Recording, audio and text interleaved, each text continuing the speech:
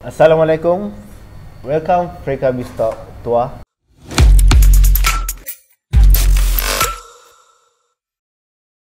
Kami pun baru upgrade sekian Mahat.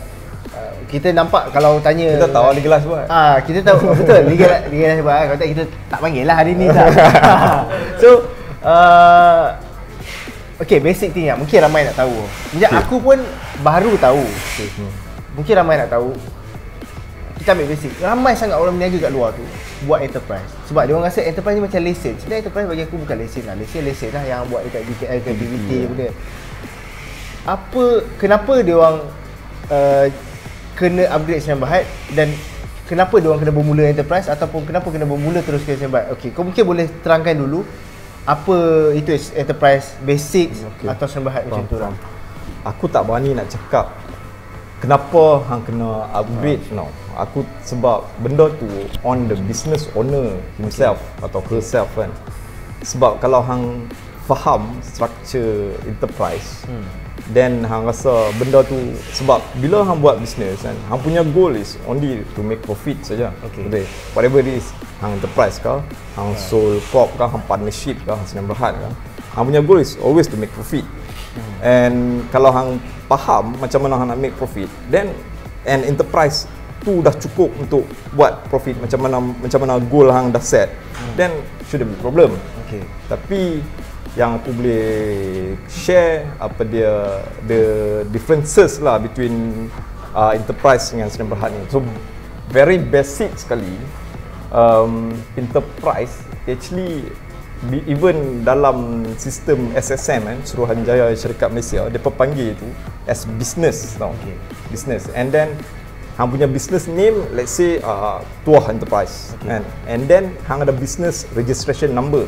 Okay. Tengok beza dia dengan Sdn Bhd, dia panggil company name. Okay. They don't call it apa dia business name tadi. Okay. And company number. Okay. And bila hang go deep pula, the law cakap Sdn Bhd adalah entiti sendiri, dia hidup sendiri. Okay. Dia macam orang, macam aku, macam hang. Dia Sdn Bhd pun ada ni sendiri. So bila hang hidup sendiri, meaning kalau owner Sdn Bhd ni mati, Sdn Bhd ni tak ada masalah. Dia maintain lah. Unless dia mati bila hang wanda, bila dia bankrupt, liquidate. Itu basic dia. Separate legal entity. Orang kata company law 101 lah. Itu hang tanya semua budak law, dia boleh jawab benda tu lah. Separate legal entity. Tapi betul-betulnya sebab apa dia separate legal entity? Sebab dia ada nyawa dia sendiri. Sdn Bhd ni ada nyawa dia sendiri. Unlike enterprise rely on apa dia owner tu. Okay. So let's say contoh mudah, kalau hang nak saman ataupun enterprise tu disaman, dia punya saman tu supposed to be atas tu dia cakap Muhammad Tuah bin Fikri, Fikri bin Nizam, lepas tu berniaga atas nama dan gaya Tuah Enterprise. Tapi kalau hang saman Sdn Bhd, dia akan jadi Freka Sdn Bhd. Okay, dia tak main to your personal interest. Sebab Freka Sdn Bhd sendiri tu entity. Betul, dia hidup. Okey. Betul, sebab daripada pemahaman aku masa enterprise lah, bila kita declare tax, itulah tax personal kita jugalah, pendapatan kita kan. Tapi bila Sdn Bhd, kita ada tax company, kita ada tax personal. Sebab dia entity yang berbeza.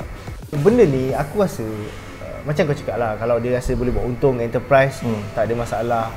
Cuma realistik tak realistik lah. Betul, bagi aku aku rasa orang ada pendapat lain. Tapi pendapat aku lah, aku pun ada team yang kita selalu bincang pasal benda ni. Untuk company macam kita orang punya perjalanan, I mean kalau tak Sdn Bhd, kita untuk pergi long term nak pergi scale up lebih-lebih, limited dia lah. Agak limited. Dari segi ambil paling simple lah, loan. Loan kau pun dah limited. Memang cakap enterprise boleh dapat sejuta, tapi mungkin the moment enterprise dapat juta, mungkin semasa kalau dia buat Sdn Bhd dah 2-3 juta. Betul. Okay. Dan aku sendiri kalau nak bagi loan kat orang, ambil lah aku bank. Aku akan ambil satu entity yang lebih firm lah. Betul. Sebab tu kita ada orang kata enterprise, PLT, Sdn Bhd, Berhad benda. So macam mana aku nak sampaikan kat orang luar, sebab orang luar banyak tanya aku, kawan-kawan tanya, "Weh, aku nak upgrade Sdn Bhd. Kenapa macam kita cerita tadi kan?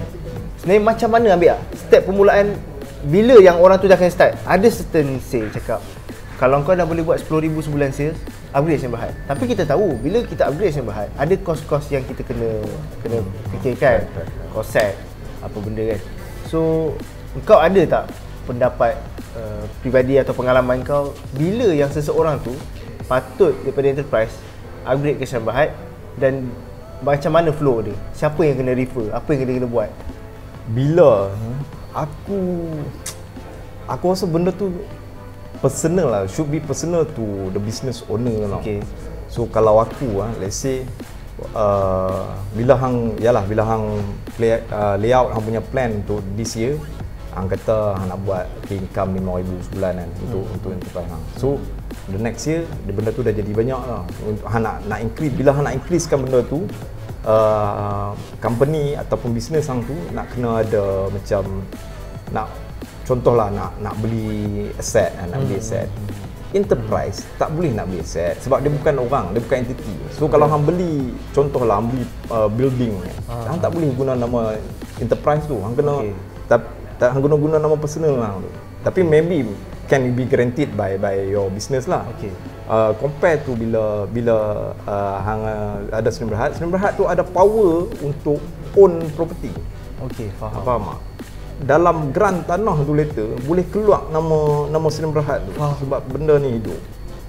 Macam tu lah. And then Sdn Bhd pula bila contohlah kalau company besar, contoh Freka besar kan, and then dia ada banyak various shareholder, ada director, ada officer company. So meaning bila bank tengok antara benda, contoh kita ambil contoh bank lah kan, ataupun investor tengok, meaning dia nampak this company mereka Sdn Bhd ni dia ada various stakeholder yang boleh guarantee dia in case dia default payment ke, boleh backup dia. Balik kepada business owner tu sendiri, planning sendirilah. Betul. Kan? Dia orang nak buat macam mana dan pembacaan dia juga. Dia kalau sebab aku tengok banyak je kalau kita tengok petrol station enterprise je. So kita tak boleh cakap dia tak mengembang, dia making money.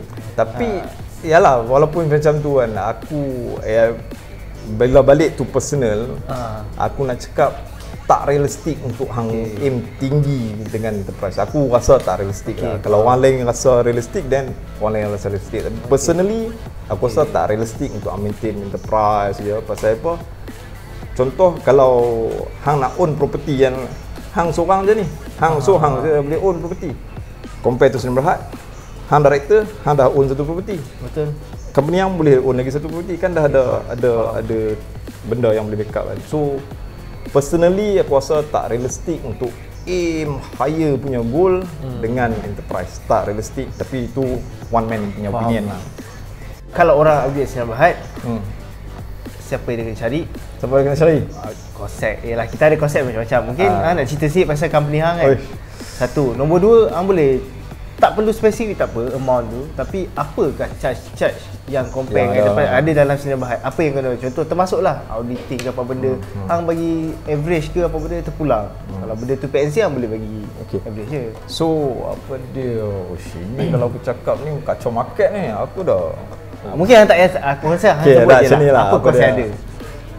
So bila hang buat enterprise, business owner sendiri yang PSSM, register, dia bayar RM70 setahun, dia keluar certificate, kau dah boleh run business, boleh buka account atas nama ni kan, atas nama enterprise. Kau RM70 kalau aku tak silap lah, enterprise kan. Tapi bila hang nak go to Sdn Bhd, the best way to do it adalah to engage company secretary lah. Company secretary ni macam-macam lah. Aku myself pun company secretary, license dengan SSM, license secretary. So dia punya charge tu dia depends on hang punya secretary. So depends on punya secretary macam mana service dia. Dia ada various of secretary tau dalam Malaysia ni. So biasanya secretary yang dah ada everything dalam dia punya team lah. Dia ada accounting, dia ada audit, dia ada secretary, so dah solid kan. So ada juga secretary yang lebih sikit, lebih sikit. Macam tu lah, legalize tu lah. macam legalize tu lah. Dia kata legalize tu okey lah, boleh okey lah. lah. Pasal legalize tu ada apa? Ada legal, dia plus legal kat situ. Okey. Sebab macam hantarlah mereka pun yang aku serve hang dah berapa lama lah kan. So hang dapat dia legal sekali lah. Betul. Betul lah. And then dia punya charge, aku bagi average incorporation punya fees should be less than 3,000 lah. Okey. Ataupun around that lah kan. Okay. Depends on hang punya secretary. And then per year fees aku annually fees bila go to yearly pula untuk Sdn Bhd dia punya cost akan higher sebab hang kena prepare audit. So bila hang kena prepare audit ni hang kena engage auditor. Okay. So secretary akan inilah, kalau hang ada auditor sendiri dan engage je auditor sendiri. Faham. So untuk audit punya fees depends on how many transaction lah. So dia varies, kalau lagi banyak transaction lagi tinggi yang punya audit fees lah. Okay. And untuk prepare audit pula the auditor perlukan accounting tau, perlukan management account tau. So hang perlukan accountant juga. So accountant ada company yang ambil in-house. Okay. Macam mereka steady. Company steady in-house lah. Lepas Senang tu, lah nak track. kan. Ada yang outsource, ada juga yang ambil part time. Okay. So bila orang sebut biasanya auditor akan minta management account. Bila sebut management account ni dia akan ada balance sheet, profit loss. Benda-benda ni yang auditor tu akan audit.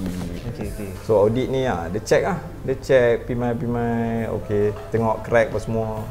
So the rule pasal audit pula dia sebenarnya should be independent lah, tapi dengan konsep Malaysia ni macam mana hang nak independent tau, pasal yang hire auditor tu mereka sendiri. Tapi idea asal dia auditor tu should be independent lah. Macam kes sebadan ni hari tu Basic je hari ni untuk pasal enterprise ni. Tapi aku yakin banyak lagi soalan-soalan yang mungkin orang tu nak tanya kat luar dia segan. Soalan ni macam bodoh dan mungkin lagi ada soalan advance daripada ni pasal benda ni. So untuk soalan-soalan yang rare atau soalan tak kisahlah, soalan apa je soalan, kalau korang tak ada circle ataupun tak ada kawan yang proceed this kind of benda-benda ni, boleh komen ataupun komen kat bawah, tanya soalan-soalan apa yang kita boleh, jadi idea lah untuk kita bawa untuk next video. Kita ada idea lah untuk nak bincang tentang apa, dan kita boleh panggil lagi Fazlin untuk sharing. Kalau dia tak busy lah, sebab kita nak dapat nak dapat speaker macam ni memang orang kata full lah selalu. So dan ini juga adalah sesi bagi aku sharing kau boleh dapat aku ni mewakili bisnes orang yang dalam aktiviti bisnes. Fazlin pula hari ni mewakili aktiviti konsep ke, lawyer ke, atau pasal macam tadi lah banking sikit, benda-benda macam tu ada boleh jawab. Mana kita boleh jawab, kita jawab.